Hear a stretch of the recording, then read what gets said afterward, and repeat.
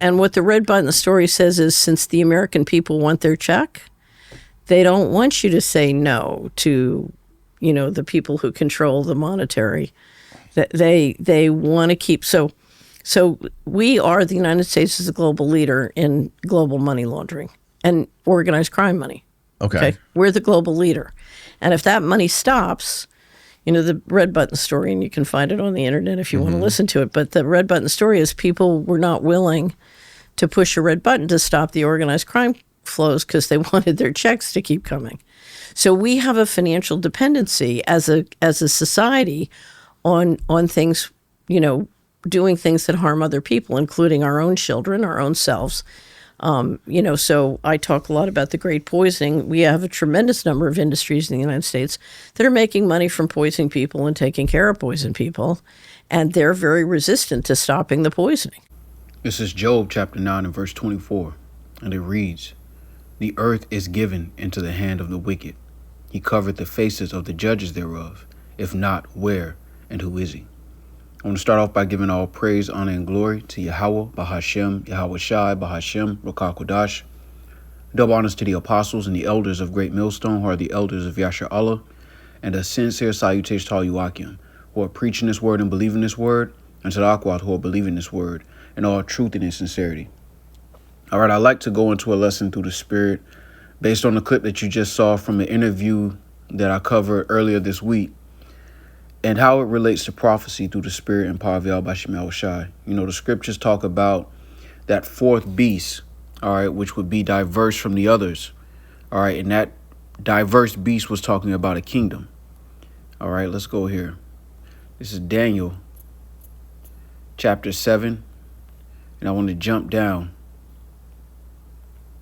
to verse 7, and it reads, "And after this I saw in the night visions, and behold, a fourth beast, dreadful and terrible and strong exceedingly, and it had great iron teeth. It devoured and brake in pieces, and stamped the residue with the feet of it, and it was diverse from all the beasts that were before it, and it had 10 horns." This is describing the system. All right, what Catherine Fitz mentioned is, kind of the intricacies of Babylon the Great, which is America, and its rulership over other nations of people. All right. And really, it's a system. All right. When you deal with this beast, it's not talking about a literal animal. It's talking about a system. All right. And when you deal with this beast system, it rules through warfare and crime. Basically, this is why the scriptures say the earth is given into the hand of the wicked. So power was given unto them, all right, to rule for a short season.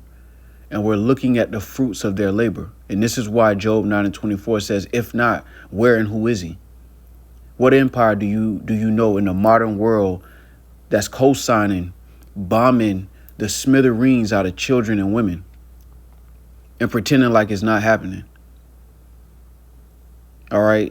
Babylon the Great, which is America, is basically organized crime.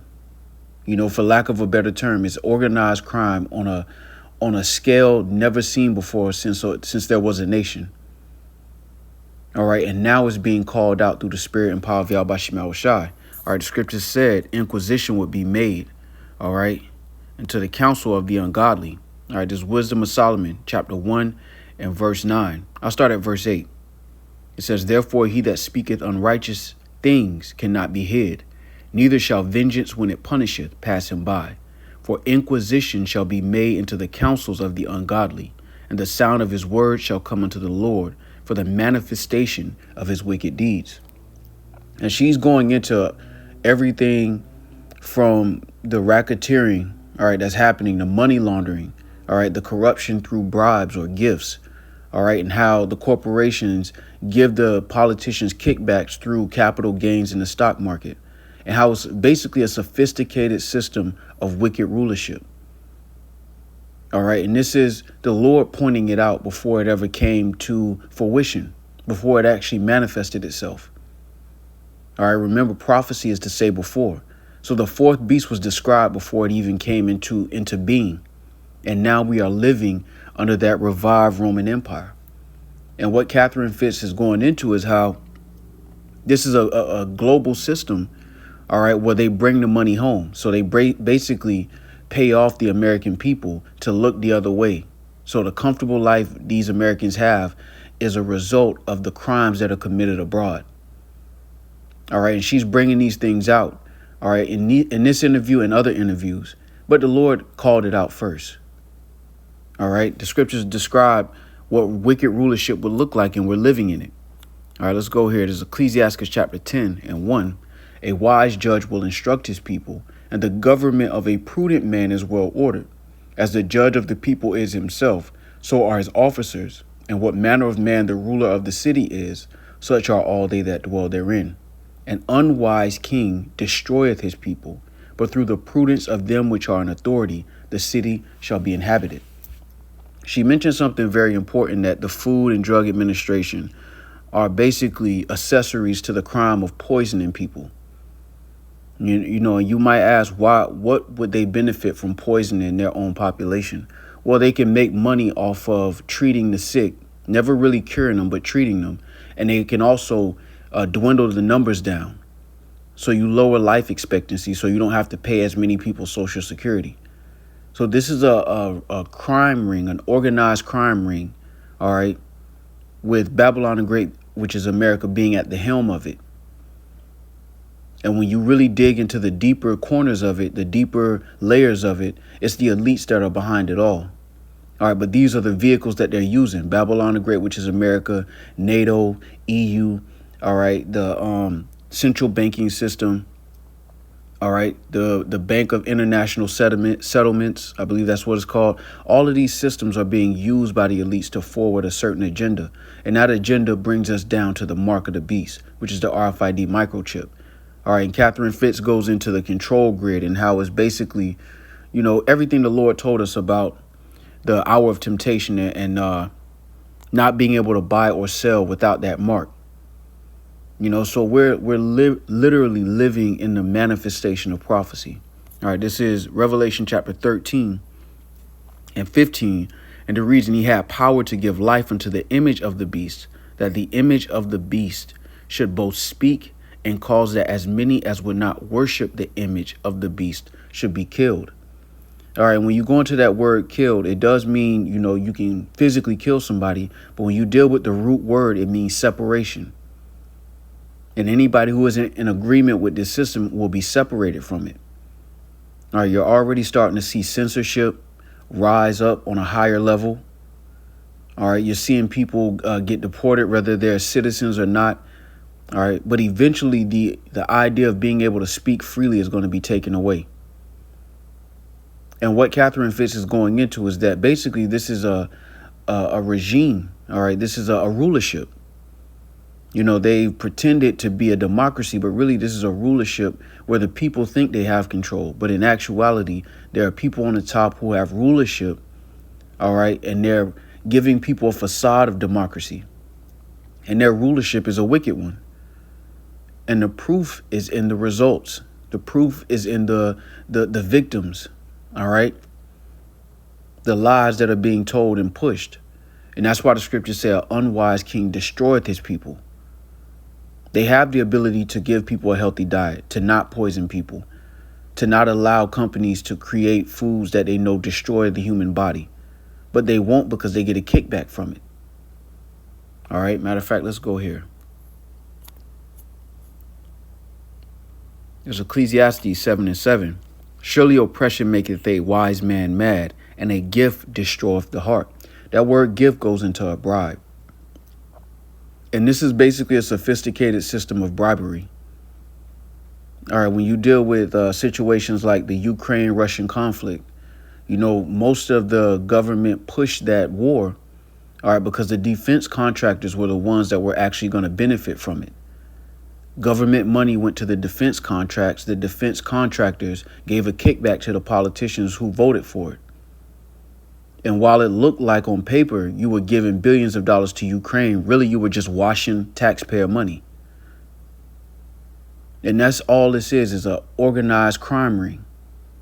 And at this point, they've switched gears into putting everybody into the food chain, including their own people. When I say their own people, I'm talking about the so-called white man. It was okay when it was just the minorities who were being affected, but now the elites of the so-called white man have turned the gears to put their own people into the food chain. And that's what evil does. It eventually comes home. Greed is a drug, you know. And when you look at Esau, Edom, the so-called white man, his God is his belly. All right, this is why the scriptures say this about him. All right, this is Habakkuk chapter 2 and verse 4. Behold, his soul which is lifted up is not upright in him, but the just shall live by his faith.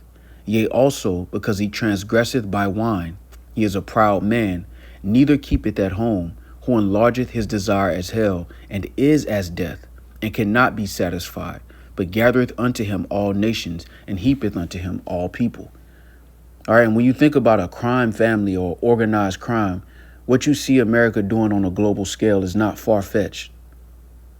Having a base everywhere to collect basically extortion, you know, whether it's raw materials, all right, or kickbacks. You know, having a world reserve currency was almost like having a ATM fee for every transaction dealing with oil. You know, that's basically how when you deal with organized crime, they would extort the neighborhood for protection fees. So basically, the American government is charging you to use their currency. And that's a way for them to export debt. See, all this is just an overcomplicated way of committing crimes so that everybody can see it and nobody can know what they're looking at. But the Lord called it out. And the beautiful part about it is the Lord called it out with the men that are regarded as nothing in this world, that nobody would ever look towards about geopolitics, about prophecy, about deep things concerning the planet.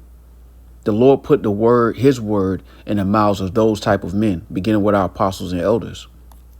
This is 1 Corinthians 1 and 27, and it reads, but the Most High hath chosen the foolish things of the world to confound the wise, and the Most High hath chosen the weak things of the world to confound the things that are mighty, which are mighty, and base things of the world, and things which are despised hath the Most High chosen, yea, and things which are not, to bring to naught things that are, that no flesh should glory in his presence. Because ultimately it's all the Heavenly Father's doing. You know, even the message that the Lord has given to his men is of his spirit. It's not of their own will or their own volition. And the Lord is using that to confound the so-called wise of this world. People like Catherine Fitz can talk about a certain section of what's happening in the world. Only when you come to the prophets do you get the summary of the events, and most importantly, the solution, which is that the Lord is going to destroy this present rulership and establish a rulership that will not be destroyed. All right. And that's according to prophecy. All right. All of this had to play out. This is Daniel chapter 2. And then the kingdom of heaven will be established on earth, and it will never be taken down. That was what the prophecies were about concerning the end of time, or the end of one age and the beginning of a new age. It was talking about what signs would you see in the times that you were living in to tell you how close you were to the kingdom of heaven being established on earth. Because contrary to Christianity, it's not going to be where you just live in the heavens forever. No, the rulership is going to be on earth, and it will never be taken down. But there would be signs to show you how close you were to that time. All right, this is Daniel chapter 2 and 44. And in the days of these kings shall the God of heaven set up a kingdom which shall never be destroyed, and the kingdom shall not be left to other people, but it shall break in pieces and consume all these kingdoms, and it shall stand forever. All right, so the signs of the time are pointing to a period when there will be one rulership ending and then the kingdom of heaven being established on the earth. All right, and we're living in that time if you can receive it. This is 2 Esdras chapter 6 and verse 9. For Esau is the end of the world, and Jacob is the beginning of it that followeth. All right. And that means you have to identify who Esau Edom is to know when the end of the age is. Because the Lord, the one they ignorantly called Jesus, will come back to a world ruled by Esau Edom. All right. And you can read that in Isaiah the 63rd chapter. But all of this is pointing to a time, and we're living in it. And now that man of perdition is being revealed. All right. Esau, Edom, the so-called white man, is being revealed as the son of perdition. And everything that's been presented as liberty and freedom is really just wickedness and open rebellion against the Heavenly Father. All right. With glittery words. This is 2 Thessalonians chapter 2 and verse 3. Let no man deceive you by any means, for that day shall not come except there come a falling away first, and that man of sin be revealed, the son of perdition, who opposeth and exalteth himself above all that is called God or that is worshipped, so that he as God sitteth in the temple of God, showing himself that he is God. All right, and ultimately this God complex that Esau Edom has is what's leading him to try and implement this control grid on a global scale. All right, because if he can have that everyone tagged in a digital system, he can have AI be a taskmaster and he can rule over people with digital means. Since he can't reach up into the heavens, since he can't count the stars, since he can't search out the waters, he's going to try to hijack the blessing that was given to Jacob through technology. And before he tried it, the Lord called it. We're just living through those details of it, so to speak. And it's beautiful because what she's pointing out is very important concerning the need for the kingdom of heaven. You know, people who don't want the Lord to come back don't realize that it doesn't get better from here. Esau has no intention of stopping. He has no intention of getting to the mountain, the top of the mountain, and just stopping what he's doing. Scriptures talk about they sleep not unless they commit mischief. Meaning even if he was allowed to complete this whole system that he's trying to roll out, his greed would not let him quit. And the Lord is talking about establishing someone that can rule with equity, someone that can rule over the planet that's actually profitable. And that's Yahweh Shai, whom the world ignorantly calls Jesus. Under the Lord's rulership, nobody's going to be poisoning the people for a profit. That's evil. That's wicked, man. And you're listening to an ex-White House official who worked in these administration, in the George H.W. Bush administration, telling you what's actually going on. And people just live their life like nothing's wrong, man. And this is why the Lord has to destroy this system and establish something different. It doesn't stop here. It only gets worse. The greed only continues. All right, this is Ecclesiastes 10 and 4. The power of the earth is in the hand of the Lord, and in due time he will set over it one that is profitable. Man, I got to get this. I ain't bring it out in a minute. This is John chapter 10 and verse 10. And it reads, the thief cometh not but for to steal and to kill and to destroy. I am come that they might have life, and that they may have it more abundantly. Yahweh Shai is going to be a prophet, all right, to the planet. It's going to be profiting. The planet will profit from the rulership of Yahweh Shai. Whereas under Esau, Edom, the so-called white man, his own people don't even benefit from his rulership. The privilege that they once held, they're losing it. Because their elites have now decided that they should be included in the food chain. And that's going to bring out sedition according to prophecy as well. But all of this is pointing to the need of a new rulership on the planet. All right, everything she's bringing out, the Lord had brought it out first. This Proverbs 29 and 2. When the righteous are in authority, the people rejoice. But when the wicked beareth rule, the people mourn.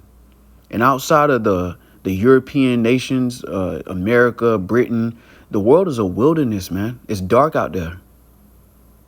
And they'll try to make it like these people, the people out there in these other countries are just savages and nah, man, you've made the world a wilderness. And the scriptures talk about that. All right, let's get that. This is Isaiah chapter 14.